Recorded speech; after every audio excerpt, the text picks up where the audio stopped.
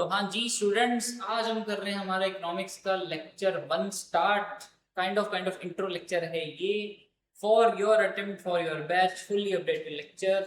इसमें हम थोड़ा सा स्टार्ट करेंगे पहले मेरी इंट्रो से, जो तुम थोड़ी बहुत स्क्रीन पे पढ़ भी सकते हो कि सर ये हैंडसम सा लड़का आपको पढ़ाएगा, ठीक है। और साथ में थोड़ा बहुत मेरे बारे में, ठीक है। बालिग सी उम्र में 21 की एज में मैं सीए बन चुका था, ठीक है। उसके अलावा अपनी जीएसटी में भी थोड़ी स्ट्रॉन्ग फाउंडेशन थी आर्टिकलशिप में। उसके अलावा फिर सीए बनने के बाद पोस्ट क्वालिफिकेशन एक्सपीरियंस मेरा ईवाई में रहा था, जो आपको पता है, बिग फोर पता है। बिग फोर में एक ईवाई है, ऑफ कोर्स। उसमें मेरा 1.5 ईयर्स में आईडीडी की प्रोफाइल में था, इंडायरेक्ट टैक्सेशन की प्रोफाइल में। उसके अलावा अपनी इंटर फाइनल में एग्जाम्शन भी बहुत सारी दी, एंड ऑफ कोर्स अपन ने सब कुछ फर्स्ट राउंड में क्लियर करा, तो ये तो बहुत ऑब्वियस। उसके अलावा मैं चेस भी बहुत एंथुसियास्टिकली खेलता हूँ। ये मेरा अदर चेस चैनल है, ठीक है, chess Sachin OP. That is my other channel for chess. Currently अपन I am teaching GST to C intermediate student and economics to C foundation students. A year down the line high chances है कि मैं IDD भी पढ़ाऊंगा CA final को, and FM भी पढ़ाऊंगा CA inter. तो that is kind of the goal, long term teacher types, ठीक है। ऐसे ही थोड़ी ना कॉर्पोरेट जॉब छोड़िए, कुछ सोच के छोड़िए ना कि कुछ अच्छा थी एक मन में कि नहीं यार, एक जो अंदर से वो पैशन है वो नहीं जा रहा, ठीक है। तो मोटा मोटा ये हमारी वेबसाइट है, ये हमारा यूट्यूब है, ये टेलीग्राम चैनल है। ये टेलीग्राम चैनल फिलहाल वैसे जीएसटी के लिए, तो अगर आप इंटर वगैरह में जाओगे तो ज्वाइन कर लेना। यस, थोड़ी बहुत मेरी बैक स्टोरी 1 2 3 एंड यस। अब हम आ जाते हैं थोड़ा सा इकोनॉमिक्स के ऊपर। इकोनॉमिक्स अपना मेन है ना, यही पढ़ना है अपने को, है ना। एट द एंड तो देखो ऐसा है, पहले तो मैं चलता हूँ यहाँ पर कि आपके देखो सी, आप हो सीए फाउंडेशन में। यस, आपके पेपर कौन से हैं? 4 पेपर हैं, accounts, law, quantitative and economics, business economics. और ये सर, ये जो पेपर 1 2 3 4 लिखा हुआ है, इसका मतलब क्या है? इसी सीक्वेंस में ही पेपर आते हैं। कभी ऐसे नहीं हो सकता जैसे प्लस टू में तो ये होता है ना कि पता चलता है कि भाई अकाउंट्स का पहले या बिजनेस स्टडीज का बाद में। इसमें ऐसे नहीं होता, इसमें फिक्स यही सीक्वेंस है। आपके जब भी 4 पेपर होंगे वो हमेशा एक एक दिन छोड़ के होंगे, लाइक 1 3 5 7। आई थिंक इस बार भी अभी जो सितंबर में होने वाले हैं उसकी डेट शीट है 3 5 7 नहीं, if I am not wrong. 3 5 7 नहीं, एक एक दिन छोड़ के पेपर होते हैं, ठीक है। एक एक दिन छोड़ के पेपर होते हैं, ठीक है। पेपर 1 अकाउंटिंग, पेपर 2 लॉ, फिर मैथ और फिर इकोनॉमिक्स। यस, ये आपको पता है, ये 3 3 घंटे वाले पेपर हैं जिसमें 15 मिनट्स का साथ में क्या मिलता है? Reading time. तो मतलब आपको नेट कितने बजे आपके हाथ में क्वेश्चन पेपर मिल जाएगा? 2:45। 2 से 5 ही पेपर रहता है, ठीक है। 2 से 5 पेपर रहता है, 2:45 आपके हाथ में क्वेश्चन पेपर आ जाएगा। किसका? अकाउंट्स का और लॉ का। क्योंकि ये कौन से पेपर है? डिस्क्रिप्टिव, जिसमें आपको लिखना है सारा, ठीक है। तो ये हो जाता है सब्जेक्टिव टाइप। फिर आ जाता है हमारा क्वांटिटेटिव एप्टीट्यूड एंड इकोनॉमिक्स। ये सारे 100 मार्क्स के तो पता ही है। 400 में से कितने चाहिए आपको एग्रीगेट? 200। और सब में इंडिविजुअली कितने चाहिए? 40। ये आपको पता है चीज, वेरी गुड। क्या फाउंडेशन में कुछ एग्जाम्पशन भी होती है? एग्जाम्पशन पता है क्या होती है? पता है क्या होती है? चलो वो भी बता देता हूँ, कोई बात नहीं। तो 100 मार्क्स के आपके चारों पेपर रहने वाले हैं, गॉट इट। अब इसमें ये है 3 3 घंटे वाले जिसमें सब्जेक्टिव टाइप है, और ये 2 2 घंटे वाले जिसमें कोई रीडिंग टाइम नहीं मिलता। क्योंकि ऑफकोर्स एमसीक्यू पेपर अगर आपको 15 मिनट रीडिंग में मिल गए तो आप तो उसी में सॉल्व कर लो, तो इसलिए नहीं मिलता कुछ इसमें। तो आपको ऑब्जेक्टिव टाइप एमसीक्यू 2 2 घंटे वाले हैं। तो ये आपको मिलेंगे 2 से 4 के पेपर। इसमें कोई आपको 1 2 पेपर नहीं मिलने वाला, आपको 2 बजे ही मिलेगा और 2 से 4 आपका पेपर चलेगा। और यहाँ पे 2 से 5 चलेगा with 15 minutes reading time, got it. Yes, आप इधर आ सकते हो कि कैमरा बहुत ज्यादा इधर है और आप बहुत ज्यादा उधर हो, तो मैं बड़ा वो रखना चाहता हूँ कि दोनों तरफ देखूं, है ना। हाँ जी। अब पहले तो मुझे चलो यही बताओ, what do you mean by subjective and what do you mean by objective? नहीं नहीं, ये बच्चों को बहुत कंफ्यूजन है। सब्जेक्टिव होता है विच इज सब्जेक्टिव। सब्जेक्टिव का मतलब होता है जो पर्सन टू पर्सन वेरी करते हैं, उसको बोलते हैं सब्जेक्टिव। और जो सबके लिए सेम है उसको बोलते हैं ऑब्जेक्टिव। अगर कोई क्वेश्चन आएगा अकाउंट्स में, आप उसका अलग आंसर लिखोगे, ऑल इंडिया रैंक 1 उसका अलग आंसर लिखेगा, कोई बच्चा जो फेल होने वाला है वो उसका अलग आंसर लिखेगा। लेकिन ऑब्जेक्टिव में एक ही आंसर सही होता है। अगर एमसीक्यू टिक करने जा रहे हो, ऑब्जेक्टिव का मतलब होता है एक ही आंसर इसमें सही है और वो सबके लिए सही है। हो सकता है ना कि कोई ऑल इंडिया रैंक 1 एक आंसर लिखे और आप एक आंसर लिखो, दोनों को फुल मार्क्स मिले लेकिन दोनों की वर्डिंग अंदर अलग है, इसको बोलते हैं सब्जेक्टिव, जो पर्सन टू पर्सन वेरी करता है। तो सब्जेक्टिव का मतलब डिटेल नहीं था, सब्जेक्टिव का मतलब होता है कि लाइक जैसे बोलते हैं ना ओपिनियंस आर सब्जेक्टिव, कि ओपिनियंस अपने अपने होते हैं, सब्जेक्टिव होते हैं, दैट इज ठीक है। ऑब्जेक्टिव होता है जो एक ही आंसर होता है, जिसका जो एक ही ट्रूथ है सबके लिए, ठीक है। चलो ये पता लग गया आपको। अब हम थोड़ा समझ लेते हैं कि सर आप पढ़ रहे हो मेरे से क्या, इकोनॉमिक्स। तो सर पहली बात तो ये कि एमसीक्यू सब्जेक्ट है तो इसलिए बहुत ज्यादा स्कोरिंग है। इकोनॉमिक्स में आपने किसी के सुने ही नहीं होंगे, ना कभी आप सुनोगे कि यार इसके तो 40 आए हैं तो पॉइंट्स पे पास हुआ, या ये तो जी 50 आए हैं जी। इकोनॉमिक्स में you will always here at least 70+, अगर ऑफ कोर्स आप अच्छे स्टूडेंट हो पढ़ने वाले, है ना। And I am not talking about जो +2 भी जो 50% पे पास हो उनकी बात नहीं कर रहा मैं, जो 12th में एटलीस्ट 80% प्लस है उनकी बात कर रहा हूँ मैं। 70+ तो आप मिनिमम एक्सपेक्ट करोगे। हमारी कोशिश क्या रहेगी कि आप 85+ लिखे हो। सर आप 95+ क्यों नहीं बोल रहे, थोड़े थोड़े फॉल्स क्लेम करो ना, आप हमें डेमो लेक्चर दे रहे हो, थोड़ा ऐसे ऐसे क्लेम तो करो कि भाई हमें लगे कि सर आप ही करवा सकते हो हमें फाउंडेशन पास, आप तो कोई करवा ही नहीं सकता, आप तो हमारी रैंक ही ले आओगे। देखो ऐसा है, फॉल्स होप दे के किसको किसको लो बनाना है ना भाई। अपने को रियलिस्टिक क्यों रखना है, क्योंकि जो फाउंडेशन में इकोनॉमिक्स आती है उसमें आपका 90 मार्क्स का पेपर एटलीस्ट वो वाला आने वाला है जो आप बोलोगे ये तो मेरे को आता है, इसमें तो मेरे को कुछ ऐसा लगा ही नहीं कि मैंने कभी सुना पड़ा ही नहीं है। लेकिन वो 10 मार्क्स का जो ऐसे ही कहीं कोने कोने से चैप्टर के मॉड्यूल की वर्डिंग से खुरेद के निकालेगा, आप बोलोगे यार ये कभी सिलेबस में भी था आपने। तो 10 मार्क्स का ऐसे ही थोड़ा एम्बिगुअस रखती है ताकि सबकी रैंक ना आ जाए, वेरी ऑब्वियस रीजन, ताकि हर कोई ये ना बोले मेरे इकोनॉमिक्स में तेरे भी 95 थे मेरे भी 95 थे। तो इकोनॉमिक्स इतना वो नहीं करती। तो इसका मतलब सर 90 तो आएगा वो वाला जो आपका देखा हुआ है, सारा पढ़ा हुआ है। आप कभी नहीं बोल पाओगे 90 मार्क्स के पेपर को कि ये तो कभी मैंने क्लास में सुना देखा ही नहीं। You have always heard. In fact वो 10 मार्क्स भी ऐसा नहीं होगा कि आप बोलोगे बिल्कुल ही कुछ नहीं आइडिया, आइडिया होगा लेकिन वो हमेशा वैसे वाला होगा कि यार ये पढ़ा तो हुआ है लेकिन नहीं आता, आता ही नहीं है, ऐसा ही है। ट्रू, ठीक है। अब इसका मतलब इसीलिए मैं बोल रहा हूँ 90 में से आपके 85+ तो अपन अज्यूम करके चलेंगे कि हम लेके आने वाले हैं। उसके लिए हम क्या क्या करेंगे, उसके लिए पहली बात तो ये समझो जो इकोनॉमिक्स है वो आपका एग्रीगेट पुलर है। एग्रीगेट पुलर मतलब आपका एग्रीगेट कितना चाहिए आपको, 200, 400 में से आपको 200 मार्क्स एग्रीगेट चाहिए। अब एग्रीगेट पोलर का क्या मतलब है कि ऑब्वियस ही बात है जब आपके मैथ में आए 42 जानबूझ के सिर्फ वैसे, मैथ में 42 क्योंकि आते हैं बच्चों, अकाउंट्स में 60, फिर लॉ में आए 41, कितना बना टोटल,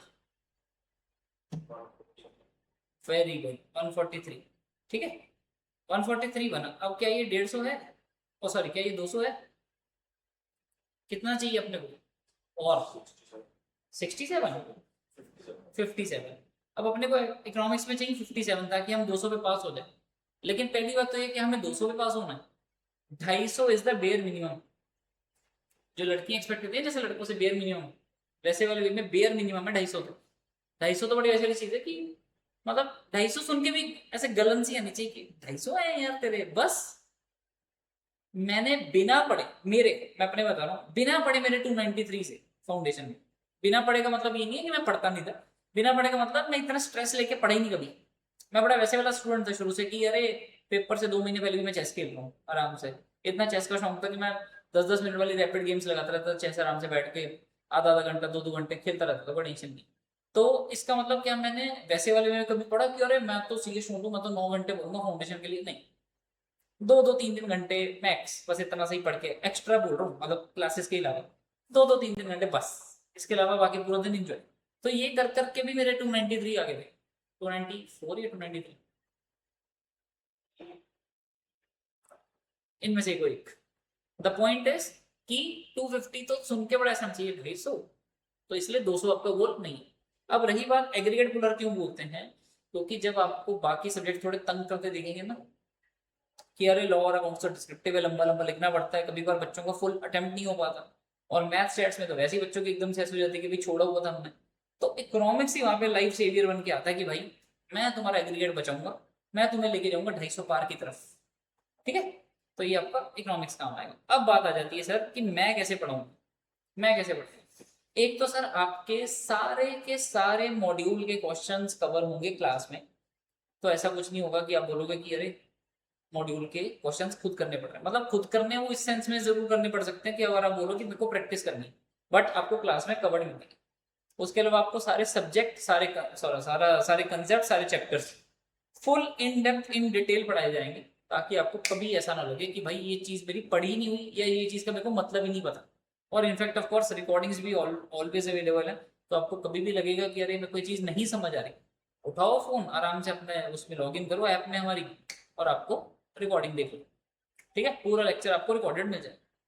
उसके अलावा हमारे टेस्ट होते रहते हैं अक्सर। इनफैक्ट अगर आप पूछोगे भी जो है ना जिनसे, हर बार ये चीज हुई है पहले भी लास्ट बैच में भी, कि मान लो 2 चैप्टर हुए, टेस्ट हो गए दोनों चैप्टर्स का, फिर और 100 मार्क्स का हमेशा। 2 चैप्टर हुए 100 मार्क्स का टेस्ट, फिर 3-4 चैप्टर भी हुआ, तीसरा और चौथा भी हुआ, फिर 1 से लेके 4th का 100 मार्क्स का टेस्ट, फिर 5th 6th हुआ, 1 से लेके 6th 7th तक का, मतलब 7th तक का 100 मार्क्स का टेस्ट, फिर 1 से लेके 10th तक का 100 मार्क्स का टेस्ट, ऐसे ये चलता रहता है। ठीक है, ताकि आपको कभी ऐसा ना हो कि आप 7th चैप्टर में पहुंच गए क्लास में, तो आपको लगे कि यार मेरे को फर्स्ट चैप्टर तो याद ही नहीं। तो तभी याद रहेगा अगर आपको उसके लिए टेस्ट के लिए प्रिपेयर करोगे, और टेस्ट में आपको रिकॉल होता रहेगा कि अच्छा हाँ ये सब चीज। ठीक है, नहीं पढ़ोगे तो आपको ऑफकोर्स टेस्ट में ही दिख जाएगा कि यार ये तो मेरे को याद ही नहीं आ रहा है कि क्या पढ़ा था फर्स्ट चैप्टर, तो इसलिए टेस्ट होते नहीं। उसके अलावा support through revision and marathon session. अब रिवीजन जो है वो तो आप देख ही रहे हो, आपके सामने ये रिवीजन वीडियो चल रही है, तो वो रिवीजन रहती है, plus marathon session. What do you mean by marathon session? जब एक तो चल रही है रिवीजन वीडियो जिसमें क्या क्या कर रहे हैं हम, एक एक चैप्टर 2-2 ढाई-ढाई घंटे लगा के मैं एक्सप्लेन करके रिवीजन करवा रहा हूँ, और एक रहती है मैराथन। मैराथन में क्या रहता है, फॉर एग्जाम्पल 8 या 9 घंटे में पूरा सिलेबस खत्म इकोनॉमिक्स का। ऐसे मान लो 2 पार्ट्स में वीडियोस मिल गई, 4-4 4.5 4 4 घंटे की, जिसमें पूरा इकोनॉमिक्स हम ऐसे गो थ्रू कर रहे हैं। और वो बड़ी वैसे वाली चीज होती है जो आपको एग्जाम के वो जो 1.5 दिन मिलते हैं ना छुट्टी, उसमें उसमें चाहिए होती है जो लगाने के लिए, तो वो आपको मिलेगी। ठीक है, फिर फोकस किस पर रहेगा, स्ट्रॉन्ग बेसिक्स पे। हम यहाँ पे कभी वो चीज नहीं करते कि बस जो लिखा हुआ वो पढ़ के बता दिया और बोले समझ तो आ ही गया, इंग्लिश को मैंने हिंदी में कन्वर्ट करके समझ आ गया ना आपको, नहीं। फोकस इज ऑलवेज ऑन कि आपको वो चीज इन डेप्थ कंसेप्ट समझ आ रहा है। क्विज वगैरह होती रहती है obviously. Life engaging life example and colourful notes will be used in the lesson. ये तो आपने देखी, ये हमारे नोट्स सारे कलरफुल रहते हैं, और लाइव एग्जांपल तो मैं बहुत देता रहता हूँ। याद है ना उस दिन गन्ने का जूस, बड़ा गिलास, 20 रुपए का। तो ये आपको पता चल गया। अच्छा, पासिंग क्राइटेरिया आपको पता है, 40 marks in each and aggregate 200। Yes. अच्छा, चलो अब एक बार ये पढ़ ले। अब मेरे को बताओ, फर्स्ट केस में स्टूडेंट पास हुआ कि नहीं हुआ? हो गया। इकोनॉमिक्स में 92 आए हैं, कहीं सचिन रेजा से तो नहीं पढ़ा। फिर केस 2 में पास हो गया, टोटल बनता है पूरा 200 बनता है कि नहीं? 55 45 100, 56 54 46 100, 200 पूरा बनता है, पास है। अच्छा, और इसमें इसमें नहीं हुआ पास, क्यों? 35 है एक में। मैथ यार, ये मैथ ना बच्चों को फंसाती है, मैं देख लिया। और मैं बता दूं, ये बच्चे मेरे से नहीं पढ़ा, सिर्फ ये बच्चे मेरे से पढ़े हैं। अच्छा, केस 3 अच्छा पूरा फेल है, और ये फेल है, तो आपको ये चीज क्लियर है। ठीक है। अच्छा, अब पढ़ते हैं हम आईसीए की इकोनॉमिक्स की वेटेज क्या रहती है।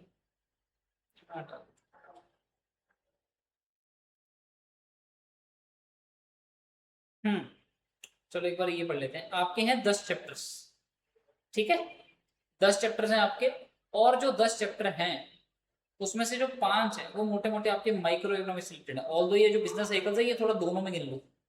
ठीक है, तो आपके ये 10 चैप्टर टोटल है, जिसमें ये 5 जो है वो थोड़े माइक्रो इकोनॉमिक्स पे फोकस्ड है, मतलब एक बिजनेस के लेवल पे, और यहाँ पे हम थोड़ा एग्रीगेट लेवल पे, इंडियन लेवल पे चले जाते हैं। यस। इसमें से कोई भी चैप्टर ऐसा जो आपने कभी नाम ही नहीं सुना? क्योंकि मैंने जो बच्चों से पूछा वो सारे कहते हैं प्लस 2 में सुना हुआ सब कुछ। देखो एक बार, कोई भी ऐसा चैप्टर जो लगे कि ये तो कभी पता ही नहीं इसमें क्या होता है। पब्लिक फाइनेंस नहीं पता, ओके। बाकी सब सुने हुए हैं, कोई बात नहीं। पब्लिक फाइनेंस भी आप देखोगे तो आपको याद हो जाएगा कि इसमें क्या क्या है। ठीक है, ओके। ठीक है, फिजिकल पॉलिसी नहीं सुनी कभी? पब्लिक फाइनेंस का पार्ट, कोई बात नहीं। अरे मैं ये थोड़ी बोल रहा हूँ कि आपने पढ़ा होगा चलो बस ठीक है फिर ओके घर पे कर लेना बाय, ये तो कोई दिक्कत नहीं है, ठीक है।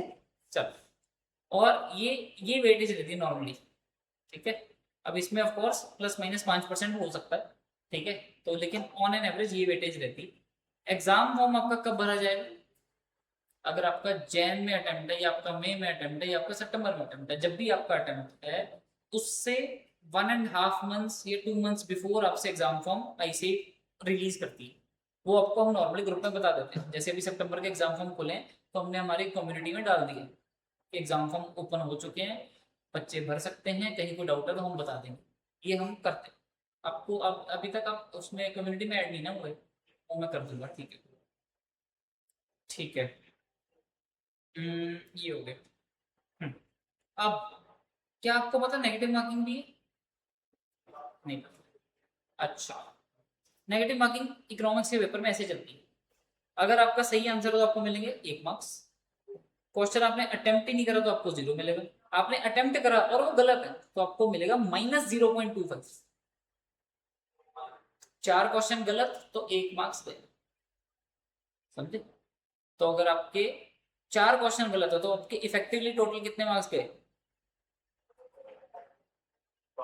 वेरी गुड, अब तो ये स्मार्ट हो यार जनरली। कभी कभार लोगों को बड़ी जल्दी क्लिक नहीं होती है चीजें। 5, ठीक है। मैं वहां पे टोटल में भी देख रहा था जब आपने बड़ा जल्दी लगा दिया ना 143, वो भी सही है। तो अच्छा, इसका मतलब अगर आपने 100 क्वेश्चन अटेम्प्ट करे, 100 क्वेश्चन सॉरी पेपर में आते हैं, उसमें से 80 आपके हैं करेक्ट, तो आपको कितने मार्क्स मिलेंगे? 80। 8 आपने अटेम्प्ट ही नहीं करे तो आपके गए। और यहाँ पे 12 लगा दो, क्योंकि जब मैंने पहले जब एग्जाम्पल देख लिया तब मैंने 12 करवाए थे। 12 रॉन्ग है तो 12 रॉन्ग पे आपको कितने मिले? 3 माइनस हो गए। जो 12 मार्क्स आपको नहीं मिले वो तो नहीं मिले, वो तो नहीं मिले ना। -3 और हो गए तो आपके 100 में से कितने मार्क्स आए? 77। तो ये ऐसे चलती है वहां पे, ठीक है। तो इसका ये मैं क्यों बता रहा हूँ, वहां पे जाओगे पेपर में और वहां पे आपको जो मैंने बोला 90 क्वेश्चन है जो वैसे हैं जो आपने पढ़े हुए हैं, 10 क्वेश्चन आपको वैसे दिखेंगे जो बिल्कुल ही नहीं आता नहीं है। तो उसमें से क्या आपको अक्कड़ बक्कड़ बम्बे वो करना चाहिए कि कोकला चपट्टी जो ए, ऐसे ए, ऐसा कुछ मन में सोचोगे कि अरे ए फॉर एप्पल, ऐसा कुछ करोगे? मेरे फेवरेट फ्रूट के बनाना, बी फॉर बनाना, ऐसा कुछ करोगे? ओके, इसमें दो थ्योरीज है। इसमें दो थ्योरीज, एक थ्योरी है प्रोबेबिलिटी की जो कि मेरी थ्योरी है, विच आई बिलीव कि हर स्टूडेंट को जाके तुक्का मार आना चाहिए।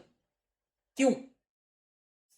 इतना तो नहीं लक खराब होगा आपका कि आप बोलोगे कि 10 क्वेश्चन आपने अटेम्प्ट करे तो उसमें से तुक्के से भी 2 सही नहीं हुए, और अगर 2 सही हो गए, सोचो 8 गलत हुए तो आप कितने मार्क्स कटेंगे?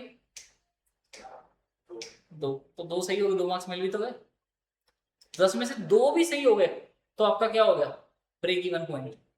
अब 3 सही हो गए, नंबर मिल गया 1, और गलती से एक और गलत हो गया मतलब उल्टा, तो आपके कट गए सर। तो वो चीज है।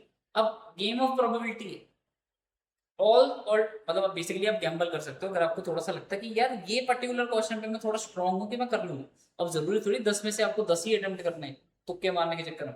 आप ऐसे करो ना, 10 में से मान लो 3-4 छोड़ दो कि ये तो अटेम्प्ट ही नहीं करूंगा, इसमें 0 मिलेंगे कोई बात नहीं, ये जो 8 नॉट अटेम्प्टेड है कि 0 मिलेंगे कोई बात नहीं, नहीं करना मेरे को attempt.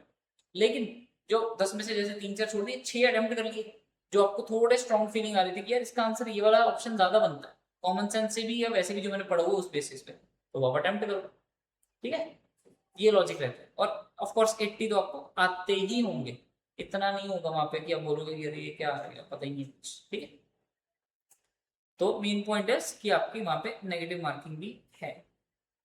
Are we clear? Yes sir, ठीक है।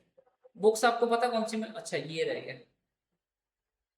हम्म, जब हम बोलते हैं कि sir important ICI MCQ cover होंगे, मैंने बता दिया कि मॉड्यूल क्वेश्चंस तो होंगे, क्लास भी कवर। फिर आपको जो क्वेश्चन बैंक प्रोवाइड होगा यहाँ से, उसमें क्या क्या रहेगा? उसमें आरटीबी, एमटीपी और पीवाईक्यू भी रहेगा। सर ये होते क्या पहले ये तो बताओ, पता है आपको कुछ? पीवाईक्यू पता है क्या होते हैं?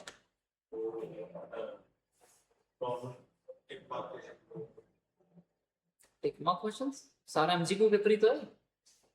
नॉर्मल टिक मार्क मतलब सिंपल स्टेट ऐसा कुछ नहीं है। पीवाईक्यू होता है प्रीवियस ईयर क्वेश्चन पेपर्स, मतलब जो आपका पिछला अटेम्प्ट, जैसे आपका जैन अटेम्प्ट है या किसी का मे अटेम्प्ट है, तो उसके लिए जो पिछला अटेम्प्ट होंगे, जैसे सितंबर 26 जो भी होगा, मई 26 जो हो गया है, जैन 26 जो हो गया, जो अटेम्प्ट जो पेपर में जो आईसीएआई ने पूछा है इकोनॉमिक्स का क्वेश्चन पेपर एग्जाम में, वो भी आपके क्वेश्चन बैंक में कवर्ड है। तो आपके क्वेश्चन बैंक में वो प्रीवियस ईयर क्वेश्चन पेपर भी। उसके अलावा हर अटेम्प्ट से पहले आईसीएआई क्या करती है, एक आरटीपी इशू करती है जिसको बोलते हैं रिवीजन टेस्ट पेपर, एक इशू करती है एमटीपी मॉक टेस्ट पेपर। ठीक है, आरटीपी में रहते हैं नॉर्मली इकोनॉमिक्स में 25 क्वेश्चंस और एमटीपी में रहते हैं 100 क्वेश्चंस। वो सब भी आपके क्वेश्चन बैंक में कवर्ड है। तो आपको जो क्वेश्चन बैंक मिलेगा यहाँ से, उसमें मतलब यहाँ पे आपको एक तो मेन बुक मिलेगी वाली और एक क्वेश्चन बैंक मिलेगा। जो क्वेश्चन बैंक मिलेगा उसमें सारे मॉड्यूल के क्वेश्चंस, आरटीपी एमटीपी पीवाई ये सब हो। सर क्या इसके अलावा भी कुछ होता है ऐसे आईसीएआई द्वारा कुछ इशूड जिसमें कुछ क्वेश्चन आंसर्स होते हैं? नहीं, अगर होता तो मैं क्वेश्चन बैंक में कवर कर लेता। ठीक है, तो इसका मतलब जो आपको क्वेश्चन बैंक मिलेगा उसके बाहर से आपको कुछ एक्स्ट्रा पढ़ने की जरूरत है नहीं। शौक के लिए तो कुछ भी पढ़ लो, उसमें मना ही नहीं है, बट अगर आप बोलो कि सर सफिशिएंट स्टडी करनी है मेरे को 85 प्लस लाने के लिए, तो उसमें से हो जाएगा। ठीक है, ठीक है। अब मैं बता क्या रहा हूँ, इसमें से कुछ कुछ तो अपन क्लास को उसमें कवर कर लेंगे, जैसे रिवीजन वीडियो हो गया, या मैं मान लो ऑनलाइन वीडियो डालूंगा यूट्यूब पे, तो उसमें आपका कवर हो जाएगा कि जैसे मान लो पीवाईक्यू करवा दिए, जैसे सितंबर 26 का पेपर होगा तो अपन उसका पीवाईक्यू भी डिस्कस करेंगे यूट्यूब पे। तो ये सब जब होगा तो वो आपका हो जाएगा तो ऐसे थोड़ा क्लास में डिस्कस। बाकी आपको थोड़ा सेल्फ स्टडी भी करना, और सेल्फ स्टडी में बहुत ऑब्वियस बात है, and this goes without saying for everybody watching online offline, कहीं पे एक डॉट का भी डाउट आता है, कहीं पे एक माइनस साइन का भी डाउट आता है कि सर ये आगे इसके माइनस साइन भी क्यों आया, बिना झिझक के मेरे को उसकी चाहे फोटो भेजो, चाहे वॉइस नोट भेजो, चाहे मैसेज कर दो, चाहे कुछ करो। ऑफलाइन तो अगर आप मिल रहे हो तो ऑफलाइन तो बेस्ट है, क्योंकि ऑफलाइन तो अपन डेली मिलेंगे, तो आप बिंदास डाउट्स पूछते रहो। मेरा पॉइंट क्या है, वो कहते हैं ना, जिसने करी शर्म उसके फूटे कर्म। एक सेकंड नहीं सोचना कि अरे कहीं मैं कुछ ज्यादा ही सिली डाउट से पूछ रहा, बेइज्जती हो जाएगी, नहीं। डाउट पूछना, मन में नहीं रख के जाना। पेपर में ऐसा होना ही नहीं चाहिए कि आप उस सेंस में बैठे हो कि यार ये चीज मेरे को बस इसलिए नहीं क्लियर क्योंकि मैंने पूछा ही नहीं था। अपने एंड पे नहीं रखना वो कॉन्शियस को, और मेरी तरफ से फुल वो है कि भाई आके डाउट पूछो। ठीक है, तो लेकिन अब जैसे ये वाली चीज दिखा रहा था कि आपको कुछ मेहनत तो खुद भी करनी पड़ेगी। व्हाट इज द डिफरेंस, जो किसी के इकोनॉमिक्स में 97 आएंगे और किसी के 87 आएंगे और किसी के 77 आएंगे और किसी के 67 आएंगे? क्या बच्चे नालायक इंटेलिजेंट भी होते हैं? ऑनेस्टली बताऊं तो अगर थोड़ा मॉरल ग्राउंड में अपना छोड़ू तो हाँ, कुछ सेंस में होते भी हैं, कुछ सेंस में वो चीज डेफिनेटली होती है कि किसकी कितना पढ़ाई में ध्यान और किसका कितना। लेकिन 87 वाला क्या 90 नहीं लेके आ सकता? 97 नहीं लेके आ सकता मान लिया, क्या 87 वाला 90 या 92 नहीं लेके आ सकता? आ सकता है। वो कहाँ से आते हैं वो 5 मार्क एक्स्ट्रा? जब कोई बच्चा घर पे भी सेल्फ स्टडी करता है, घर पे भी रिवीजन खुद करता है, जो आज क्लास में करा उसको जाके घर पे दोबारा एक बार रीड कर लिया, ये जब चीजें करता है तो बच्चे के एक्स्ट्रा मार्क्स भी आते हैं। Yes, yes.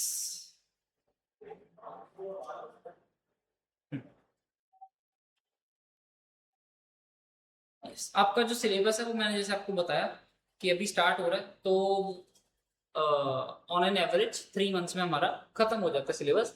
Chapters, when I से सिलेबस मतलब chapters, test inclusive, test inclusive मतलब chapters plus test inclusive. Revision videos आपको अलग से लगानी है, और रिवीजन वीडियो 3 मंथ्स में कवर नहीं होती, वो आपको अलग से लगानी है, मतलब देंगे हम ही, लेकिन लगानी है अलग से, वो 3 मंथ्स का पार्ट। ठीक है, तो वो आपको अपने एंड से लगा। ये सब है आपका करिकुलम और ये सब है आपका सिलेबस। तो अभी अपन स्टार्ट कर देंगे चैप्टर 1। ठीक है, ठीक, मिलते हैं फिर नेक्स्ट वीडियो में। बाय।